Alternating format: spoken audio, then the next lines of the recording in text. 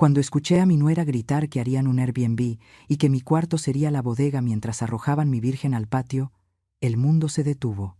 Sentí que el suelo se abría bajo mis pies y se me bajó la presión de golpe, mientras el rosario se me encajaba en la piel de tanto apretarlo. Pensaron que estaba indefensa de viaje, pero no sabían que los estaba vigilando desde la ventana de enfrente, lista para defender mi dignidad con uñas y dientes. Antes de contarte cómo recuperé mi hogar, te invito a suscribirte al canal y activar la campana para que no te pierdas historias tan impactantes y reales como esta. Te recomiendo quedarte hasta el final, porque la lección que aprendí sobre poner límites a los hijos podría salvar tu propio patrimonio y tu paz mental. Hola, soy Doña Cuquita, tengo 65 años y vivo en el barrio de Santa Tere, aquí en Guadalajara. He dedicado mi vida a mi cocina y a mi familia, pensando que el amor de madre lo cubría todo. Nunca imaginé que tendría que luchar contra mi propia sangre para no perder el techo que construí con tanto sacrificio.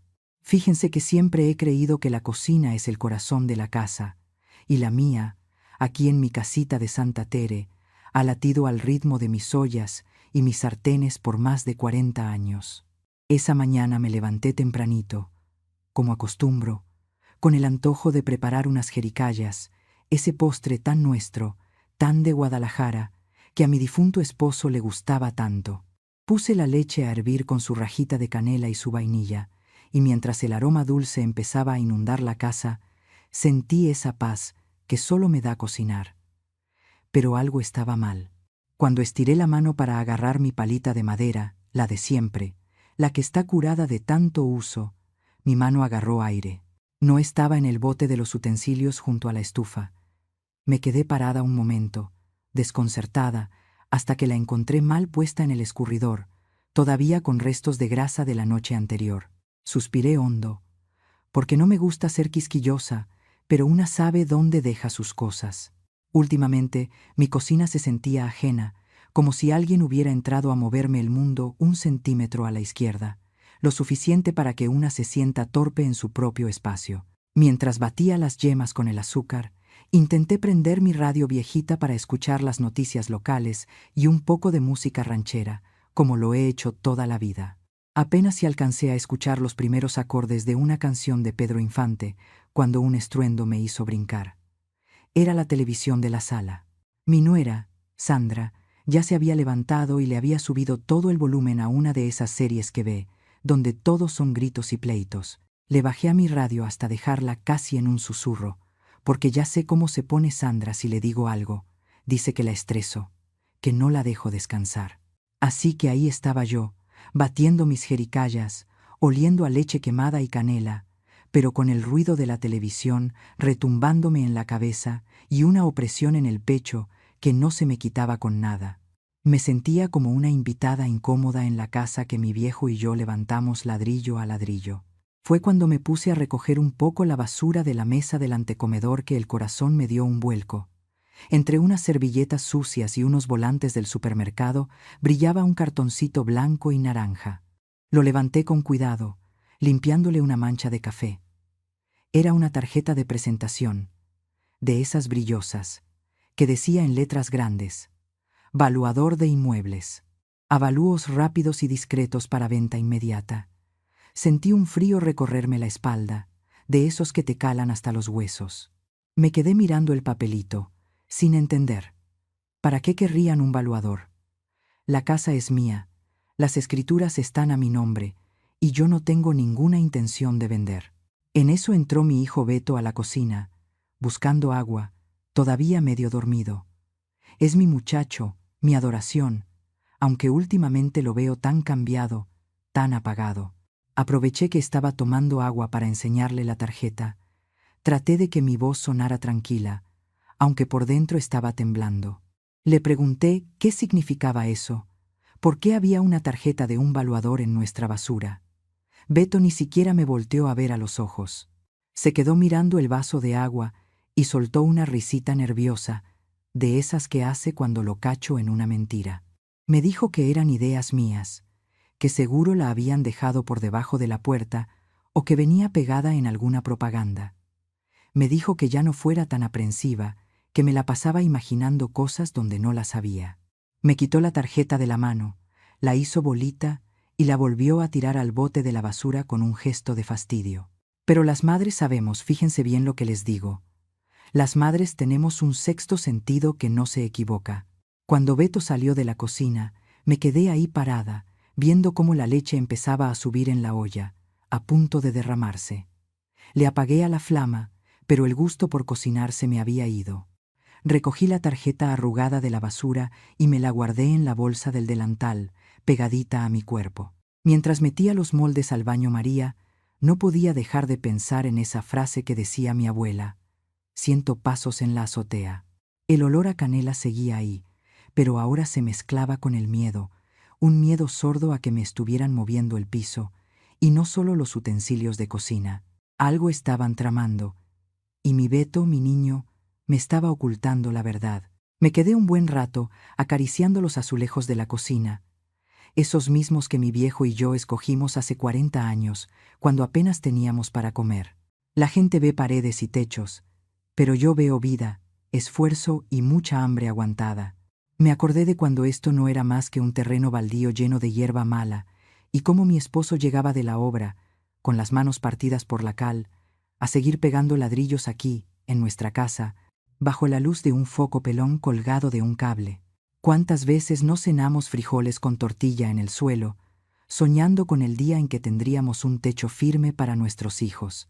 Cada centímetro de esta casa nos costó sudor y lágrimas, privaciones que nadie más vio, navidades sin regalos para poder comprar un bulto más de cemento. Y ahora, un papelito sucio en la basura amenazaba con borrar toda esa historia de un plumazo, como si nuestra vida no valiera nada más que los pesos que un extraño pudiera ponerle. Lo que más me dolía no era la casa en sí, sino ver en lo que se había convertido mi Beto. Él no era así. Antes de casarse, era un muchacho noble, de esos que te besan la frente al llegar y te cuentan sus problemas. Éramos uña y mugre. Pero desde que Sandra entró en esta casa, mi hijo se fue desdibujando, perdiendo el brillo en los ojos y la fuerza en la voz. Poco a poco, me fui convirtiendo en un mueble viejo para ellos, de esos que estorban en el pasillo y que uno rodea sin mirar. Sentía sus miradas pesadas cuando me sentaba a ver mis novelas, o cómo dejaban de hablar cuando yo entraba al cuarto. Me hacían sentir que sobraba en el único lugar del mundo que me pertenece, y eso, fíjense bien, es una herida que no cierra. Esa noche no pegué el ojo, dándole vueltas a la tarjeta del valuador y a la actitud escurridiza de mi hijo. Sabía que si les preguntaba de frente, me volverían a tratar de loca o de senil. Necesitaba saber la verdad, aunque me doliera el alma. Así que se me ocurrió una trampa, una mentira piadosa para descubrirla de ellos. A la mañana siguiente, con el corazón galopando en el pecho, les anuncié muy quitada de la pena que me iba a ir unos días a Los Altos, allá a San Juan, a visitar a mi comadre Lupe, que dizque andaba mala. Les dije que me iría 3 días, para que tuvieran tiempo de sobra para hacer sus movidas. Beto ni siquiera se ofreció a llevarme a la central camionera. Me dio un beso en la frente que se sintió frío, como de compromiso, y me dijo que me cuidara. Sandra, por su parte, fue todo sonrisas. Hasta me preparó un lonche para el camino, con una amabilidad que se sentía más falsa que una moneda de 3 pesos.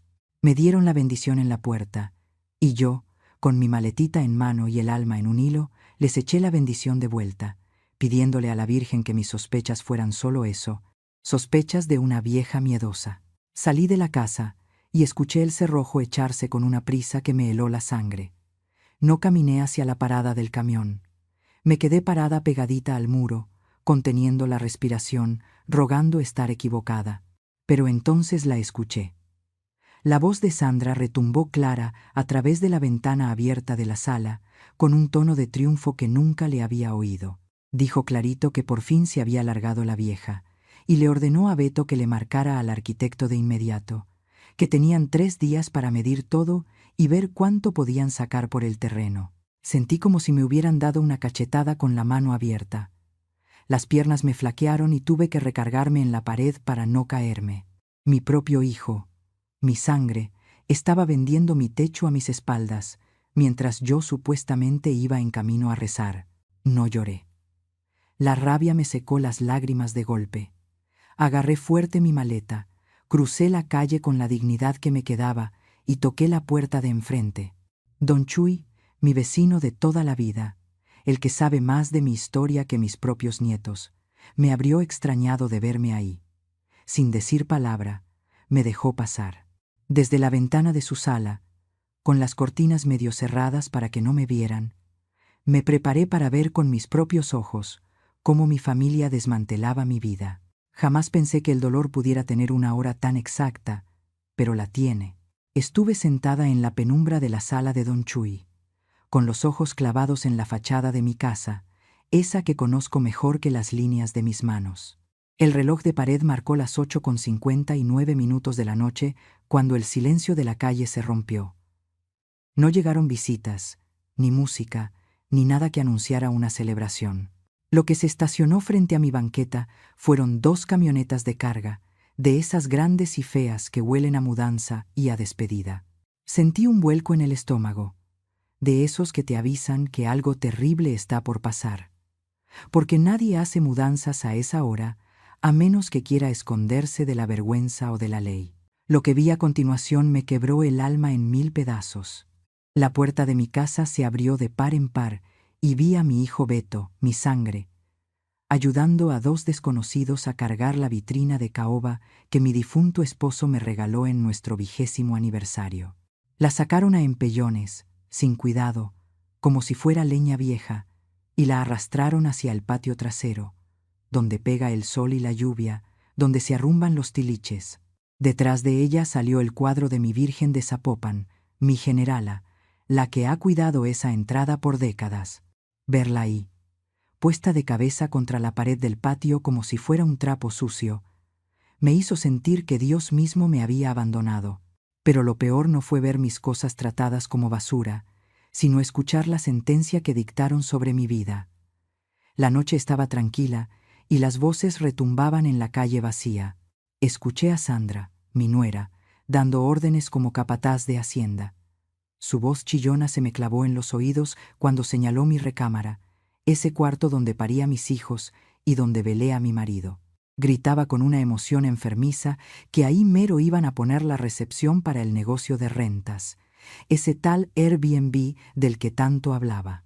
Y luego, con una frialdad que me heló la sangre, dijo que el cuarto de la vieja, refiriéndose a mí, a la dueña de la casa, serviría perfecto como bodega para guardar las sábanas y los artículos de limpieza. En ese momento sentí que el suelo se abría bajo mis pies. Se me bajó la presión de golpe y el mundo se me empezó a nublar. Me tuve que agarrar del marco de la ventana para no caer redonda al suelo. Mis manos temblaban tanto que el rosario que traía apretado se me encajó en la piel, marcándome las cuentas en la palma como si quisiera grabarme este dolor para siempre. No era solo que quisieran remodelar o pintar, no. Lo que estaban haciendo era borrarme. Estaban desmantelando mi historia, mi presencia y mi dignidad para convertir mi hogar en un hotel de paso para extraños. Y a mí, convertirme en un estorbo que se guarda en el cuarto de los trebejos. Ahí, viendo cómo medían las paredes que pensaban tirar, entendí que para ellos yo ya estaba muerta, solo que se les había olvidado avisarme. Me limpié las lágrimas con el reverso de la mano, pero no porque se me hubiera acabado la tristeza, sino porque le dio paso al coraje. Ese coraje que nos sale a las madres cuando vemos que nos quieren ver la cara de tontas, cuando el amor se convierte en defensa propia. Le hice una seña a Don Chuy y salí de su casa. Crucé la calle que tantas veces barrí cada mañana, pero esta vez mis pasos retumbaban en el pavimento con una fuerza que no sentía desde hacía años.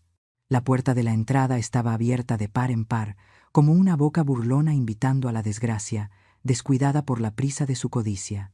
Entré sin avisar, con la frente en alto, y me planté en medio de la sala desmantelada, ahí donde antes reinaba la paz y ahora solo había eco y traición. El silencio que se hizo fue sepulcral. Parecía que se les había aparecido un fantasma o la misma muerte.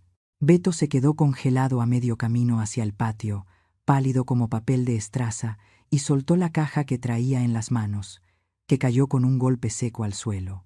Sandra, siempre tan rápida para la mentira y el teatro, tardó un segundo en reaccionar, pero luego intentó recomponer la sonrisa, aunque le temblaba la quijada del susto. Con esa voz chillona y melosa que pone cuando quiere convencer a alguien, se me acercó intentando abrazarme, diciendo que qué bueno que regresé, que todo era una sorpresa mal entendida. Empezó a decirme atropelladamente que no más estaban moviendo las cosas para pintarme la casa, que querían que todo quedara bonito y moderno para cuando yo volviera de mi viaje, que cómo se me ocurría pensar mal de ellos. Pero esta vez no la dejé terminar. Alcé la voz, no con gritos de loca, sino con la autoridad que me dan 40 años de ser la señora y dueña de estos 4 muros. La corté en seco, diciéndole que se ahorrara los cuentos, que se tragara sus mentiras porque los había escuchado clarito desde la ventana de enfrente. Le dije, mirándola directo a los ojos con una fijeza que la hizo retroceder, que en mi casa no se mueve ni un solo clavo sin mi permiso, y mucho menos para convertir mi recámara sagrada en bodega de nadie. Mi voz llenó el espacio vacío que habían dejado mis muebles, reclamando cada rincón, cada ladrillo, cada recuerdo que ellos querían tirar a la basura. Fue entonces cuando entró don Chuy detrás de mí, como un ángel guardián con guayabera. No dijo una sola palabra. Nomás se paró en el umbral con su celular en la mano, con la pantalla encendida, listo para marcarle a la patrulla al primer gesto feo que hicieran. Su presencia les dejó claro que no estaba sola, que mi gente, mi barrio y mis vecinos me respaldan, y que no iban a permitir que abusaran de una vieja sola. Beto ni siquiera podía levantar la vista del suelo. La vergüenza le pesaba más que todas las cajas que estaba cargando, o al menos eso quiero creer. Entonces me dirigí a mi hijo, ignorando los lloriqueos falsos de Sandra.